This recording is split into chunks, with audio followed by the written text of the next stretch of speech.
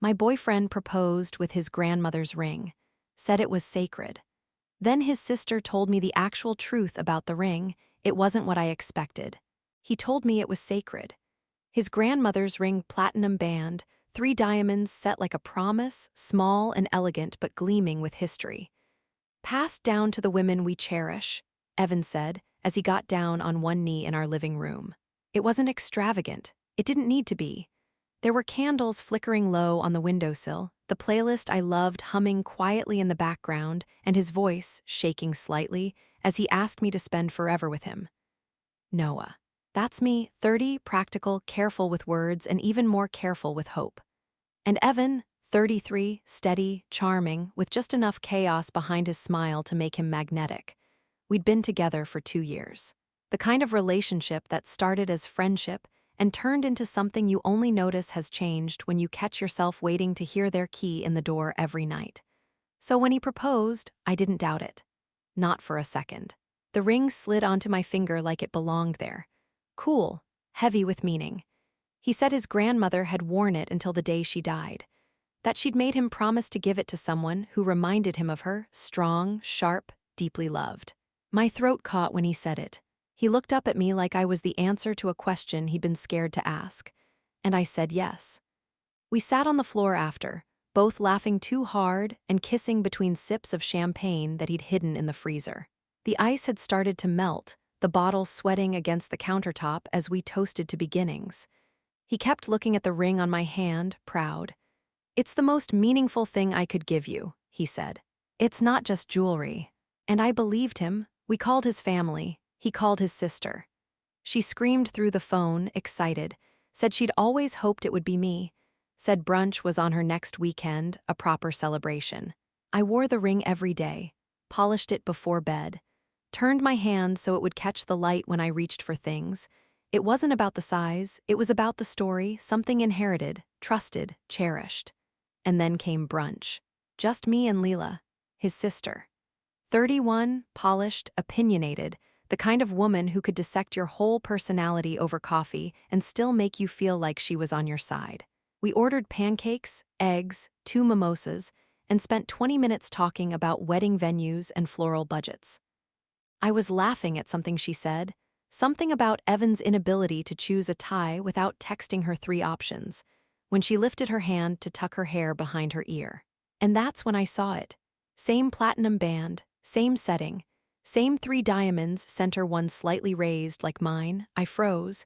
My mimosa sat half full in my hand, the glass suddenly slippery. I couldn't stop staring. Leela noticed. Followed my gaze to her own fingers. She smiled, casually, like we were talking about nail polish. "Oh," she said. "I thought Evan was going to tell you. I guess it's just a copy." Just a copy. The air between us shifted. She went back to her pancakes, cutting into them like she hadn't just rewritten the proposal I'd been holding onto like a sacred thing. But I heard her. I heard it all. Evan told me it was his grandmother's ring. One of a kind. Worn until the day she died. He told me it was hers. He told me it was mine. And now, sitting across from Leela, her hand flashing the same 3 diamonds, all I could hear was the click of something cracking. Quiet, precise, irreversible. Leela and I had always been friendly. Not close, not confiding, but cordial.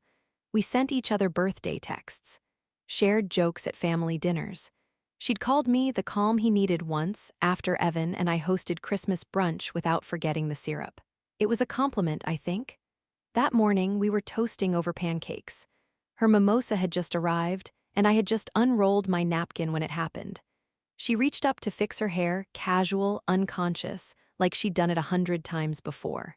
And I saw it. Same ring, same width of platinum, same center diamond flanked by 2 smaller stones. Same classic setting that Evan had described with reverence. "It's old," he'd said, cradling it between his fingers before he slipped it onto mine. "Worn but strong, like her, like us." But Leela was wearing it too. My smile didn't move, but my heart stilled. She noticed me staring, glanced down at her hand, then back at me and smiled, offhand, a little embarrassed.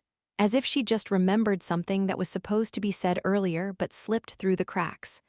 "Oh," she said, pausing just long enough to sound sincere. "I thought Evan was going to tell you." "Tell me what?" He said it's just a copy, she added, buttering her toast. I guess he had one made, since Grandma's original is so delicate. A copy she didn't even blink. I did, once, but the rest of me held still. He said it wasn't a copy, he said it was the only one. He gave me his grandmother's ring, I said slowly, carefully. She looked up. Right, he said it was important. I mean, it's sweet, right? Tradition and all. I nodded like I agreed, but I didn't feel anything sweet. Only hollow, only cold, because it wasn't just the ring, it was the speech, the story, the trust. Every word he used to press that moment into permanence, now made flimsy by an offhand brunch slip. Leela didn't mean to hurt me. That much was obvious. She was just in the lie, not the architect, not the enforcer, just another piece of it. She went back to talking about venue options. If you do fall, do it in the city. Don't go rustic. Too many bugs, she said. I nodded again, smiled where appropriate. But the whole time, I couldn't stop staring at her left hand and the ring that matched mine, and the man who gave it to us both. I went home. Took the ring off the moment the door closed behind me. I didn't throw it. Didn't cry, just held it. Turned it over in my palm like it might reveal something if I looked long enough. 3 diamonds, platinum band. Slightly loose on my finger, Evan said his grandmother's hands were tiny, like mine, but now it felt foreign, like it belonged to someone else entirely. I walked to the kitchen, sat at the table with the box it came in, pulled off the lid. Inside, just the ring cushion. No certificate, no appraisal, no note, no engraving, just a cheap velvet square and a story I could no longer believe. I sat like that for a while, no music, no lights. Just me and the soft whir of the fridge and a silence I hadn't invited. When Evan came home that night, he smelled like restaurant grease and cedarwood cologne. He dropped his keys in the bowl, walked straight to the fridge, cracked open a soda. I waited, he finally looked at me. Hey, he said like nothing was broken. Everything okay? I held up the ring, he paused mid-sip. Where'd you get this again? I asked. My voice was calm, too calm, he blinked. You know where's. I mean, how many of these are there? That was the question, not do you love me? Not why did you lie, just how many, he hesitated. Not long, just long enough. Then he asked, why? Not what are you talking about? Not wait, what do you mean? Just why? And that told me everything. It told me he knew exactly what I'd seen. It told me he didn't panic because he already had an excuse loaded, rehearsed. It told me this wasn't a mistake. This was managed. I set the ring on the table between us and said nothing. He didn't reach for it. Didn't reach for me. Just leaned back, took another sip of his soda and looked away like maybe if he didn't see the betrayal written across my face, it wouldn't exist. But it did. It was sitting right there on the table.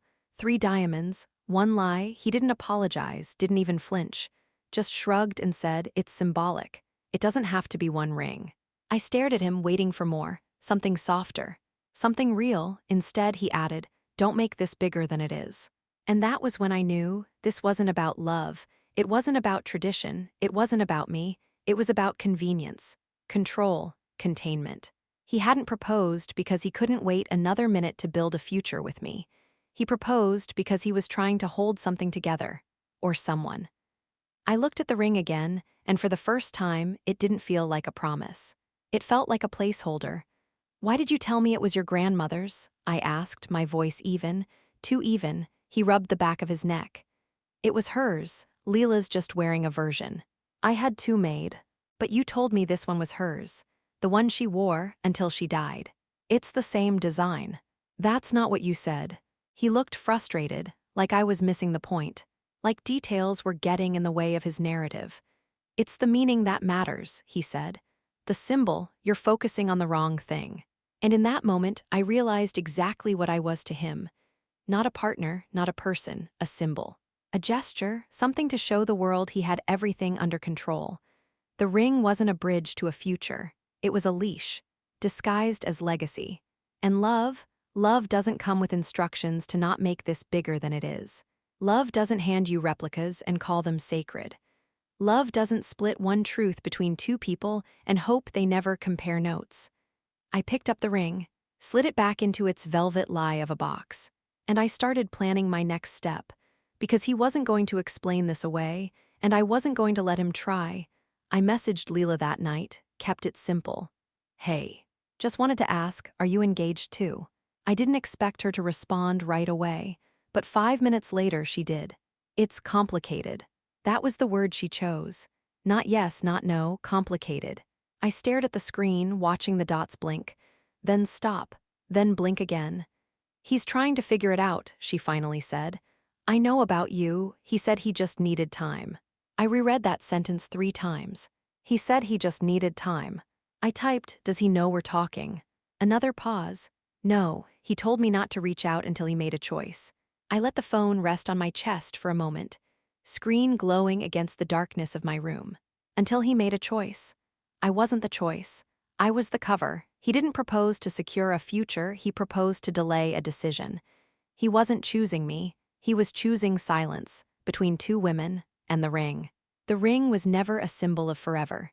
It was a stall tactic, a pause button, a placeholder on my finger while he worked through his guilt, his fear, or his ego.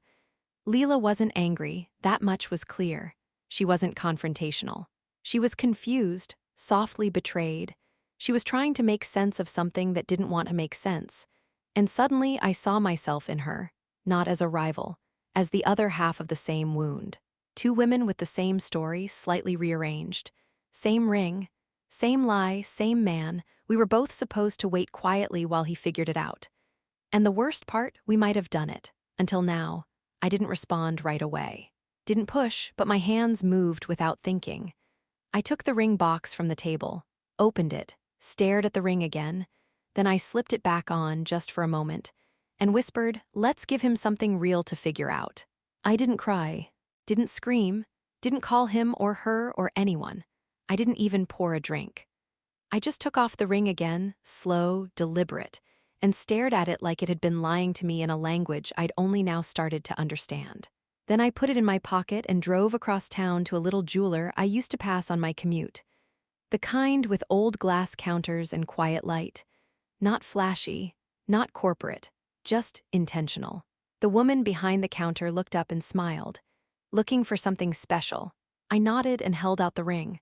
"I'd like this replicated," I said. "Same setting, same stones, same band." She turned it over in her hand, nodding softly. "Lovely piece." I smiled. "Make it as close to identical as possible." She hesitated. "Gift." "Something like that," I said. She asked about engravings. I told her I had one in mind. It took 3 days. I picked it up on a Thursday. The replica was perfect, visually, weight-wise, everything. Down to the faint scuff near the underside, which they'd even matched. But the engraving, that was the difference. I asked them to keep it simple. Inside the band, small but unmistakable, it read, "Not yours," 2 words, not bitter, not loud, just a quiet reckoning. Because I didn't want revenge. I wasn't planning to set anything on fire. I just wanted him to hold something that looked like love and feel the truth bite back when he tried to wear it. I slipped the ring into its new box, tucked the original beside it. Then I closed the drawer and waited for Sunday. Brunch, family table. The lie still breathing, still pretending to pass for love. But not for long. Sunday brunch. Same family. Same table. Same surface-level laughter filling the space between sips of coffee and clinks of cutlery. Evan sat beside me, his arms slung casually behind my chair. His mother was retelling a story from his high school graduation, and Leela, across the table, was laughing politely, swirling her mimosa with one hand. The air felt thick, everything a little too bright, too cheerful. I wore the new ring, the replica. Same size, same cut, same glint of tradition. But inside, hidden just beneath the polished band, the truth waited. Etched in steel, "Not yours." Evan hadn't noticed. Or if he had, he was pretending not to. He smiled at me like the lie was still working, like I still belonged to it, like I didn't know. But I did, and I wasn't going to shout. I was going to deliver. Right on cue, I leaned forward and poured another mimosa, topped off Leela's glass, met her eyes with the kind of calm that only comes once the storm has passed. "Here," I said softly, "check your engraving." It took her a second. She blinked, tilted her head slightly, unsure if she'd heard me right. "What?" I smiled barely. "Your ring inside." Her fingers faltered around the glass. The silence around us was immediate, unspoken, thick like fog. She turned her hand under the table, slid the ring off slowly, discreetly. 10 seconds. That's how long it took. 10 seconds between the moment her eyes dropped to the inside of the band and the moment her glass slipped from her hand. It hit the table edge, wobbled, then fell. The crash was sharp, sudden, the sound of ceremony breaking. Everyone jumped. Evan jolted upright, napkin falling from his lap. His mother gasped. Leela, what? But Leela was already staring at him, not with confusion, with realization. I stayed seated, lifted my coffee, took a slow sip. Evan turned to me, searching my face like it was a puzzle he hadn't been given all the pieces to. And I smiled again, nothing dramatic, just the calm that comes from being 10 steps ahead, because the lie had always lived at this table. And now it was choking on its own reflection. Leela stood up, slowly, controlled. Not frantic, not yet. She took off her ring. No drama, no hesitation. Just slid it free and held it between her fingers like something rotten she'd just uncovered in her food. Then she turned to Evan, held it up and said, "So which one of us gets the real lie?" The entire table fell still. Their mother gasped again, but this time it wasn't confusion. It was recognition. Her hand flew to her chest. Her eyes bounced between her children like she wasn't sure who to protect. Their father didn't say a word. He just leaned back in his chair, slowly, deliberately, and stared at his son like he'd never seen him before. Evan opened his mouth, closed it, opened it again. What are you?" "It's engraved," I said calmly. He looked at me, eyes wide. I nodded toward the table. "Check yours too." He hesitated, still not understanding what I'd done, or maybe just too scared to. So I helped him. I pulled the original box from my purse, set it next to my plate, opened it. Inside, both rings, his grandmother's and the perfect copy. He reached for them, but I was already standing. I slid my plate forward, took one last bite of toast, wiped the corner of my mouth, tucked the napkin into my glass like a period at the end of a sentence. Then I looked at Evan, the man who said I reminded him of someone sacred, and I walked away. No screaming, no farewell, just the quiet click of my heels against tile, and the ringing silence of a man caught holding too much history in his hands and none of it true. He texted me 2 hours later.